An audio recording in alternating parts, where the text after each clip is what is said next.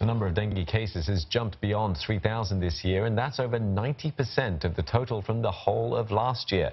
The National Environment Agency warns that this number will increase as Singapore heads into the warmer months if active steps are not taken to keep the mosquito population in check. NEA says the number of weekly reported dengue cases has been on an upward trend since the start of the year, and it has almost doubled in the past 6 weeks. There are currently 30 active dengue clusters in Singapore, with the 3 largest clusters all in woodlands. There have also been 3 deaths from dengue infection this year, compared to 5 in the whole of last year. At the start of the year, NEA warned there may be a surge of dengue cases as there were more Aedes mosquitoes in December compared to the previous year. And it also began its annual dengue prevention campaign earlier compared to the past 2 years to combat the rise in numbers.